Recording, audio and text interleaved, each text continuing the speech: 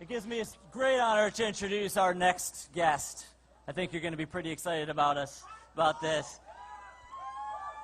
If you want a friend of limited government in Congress, you've got one here. If you want a congressional record that shows that somebody has spent decades fighting big government without exception, if you want somebody who's got the guts to take on the Federal Reserve of the United States, you got him. And this guy, please join me in welcoming presidential candidate Ron Paul.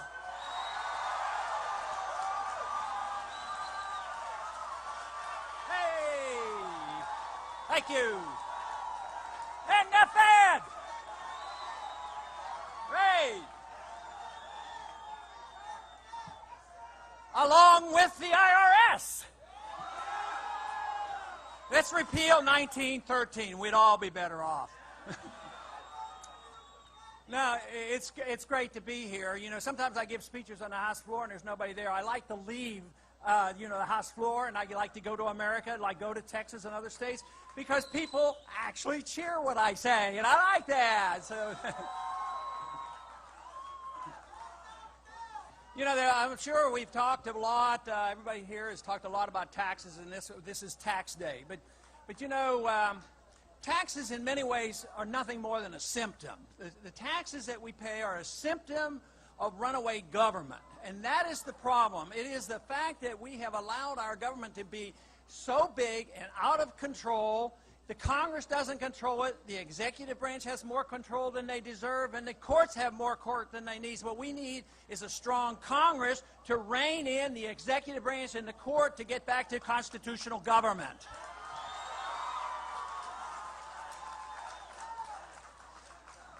I have a belief about taxes, and I believe that taxes indeed are theft, stealing from the people. Now, I have a little, and you may have seen this on the internet, I have a bumper sticker on my desk that everybody comes to my office and sees. It says, "Don't steal, the government hates competition." But the government taxes in many ways. I think of spending as the culprit, because think of spending as being the tax, and then it's paid for in many different ways. They do taxes, and it's way too high, but they never tax enough to pay the bills. So what do? They endlessly borrow. And they borrow so much, and then interest rates go up, and that doesn't work. So then what do? They resort to the printing press, and the printing press, the Federal Reserve, is the culprit that finances big government. And that's exactly right. Eventually, if we're going to have a republic, we're going to have sound money. The Constitution is very clear. Only gold and silver can be legal tender, not paper money. Now, why is it that even the Federal Reserve is involved in taxation? Well, they print money, they devalue your currency. Anytime you complain about a high price, you're paying a tax. So it is a tax.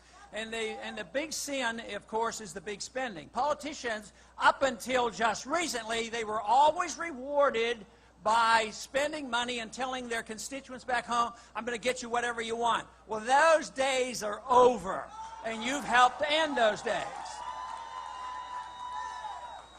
Now, the Federal Reserve serves two special interests in Congress. There's two types of spending that we have to be concerned about. One is the liberal spending. We know all about that. They like to take over your lives because they consider you too stupid to take care of your lives yourself. So they have to take care of you from cradle to grave. So they justify that. But then we do have some conservatives, at least they call themselves conservatives. A lot of times they're nothing more than neoconservatives. And they believe that we have to endlessly spend overseas, and it's time we quit this. We quit the foreign aid. We quit being the policemen of the world. We don't need to occupy over 700 bases overseas, 135 countries, because that's how republics are destroyed. That is how empires end, for economic reasons, by stretching themselves too far overseas.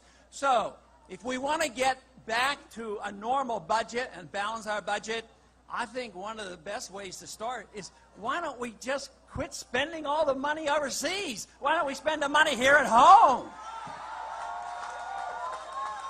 Now, what could we do to save some money? I think it's time we should ask the question, how long do we have to stay in Korea? We've been there 60 years. I would say it's time to come home from Korea. And we've been in Europe, we've been in Japan, and we're looking for a new fight every single day. So it's really time that we have a foreign policy that was demonstrated and preached to us by our founders. That is, get along with people, be friends with people, trade with people, but mind our own business. Stay out of the internal affairs of other nations and have a strong national defense. That's what we need. And we don't need to endorse this system where the president decides when to go to war. War under the Constitution should only be taken upon ourselves when the war is declared by the Congress, not the president.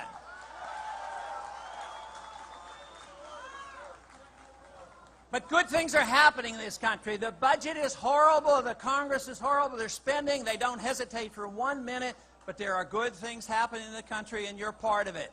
People have finally awakened. They have finally found out that if they speak out, maybe they will have some influence. Washington has not responded to the people because the people basically have been quiet. And the ones who made noise were the lobbyists. They came with their hands out. They wanted stuff. Well, it's all ending because even those who are supposed to be receiving the stuff at your expense, they're realizing it's not going to last much longer. We're bankrupt in this country, and therefore we do need a sea change. But what we have to do is ask the proper question. The first question is, what should the role of government be? And everybody says, well, we do this and that and take care of medical care. I say it's much simpler than that. The role of government is to protect our liberties. And if we protect our liberties, then the free people can take care of themselves. Get rid of all these taxes and all these regulations and all these government controls and needless wars.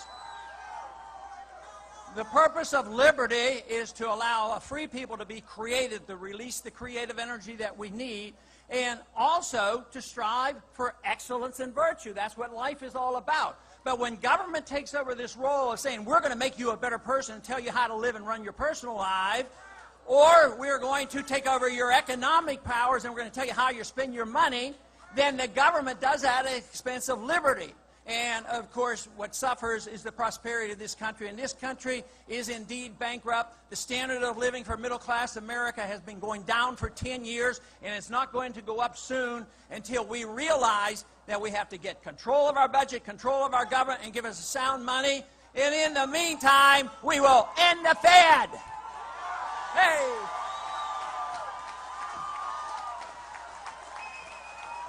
Ron Paul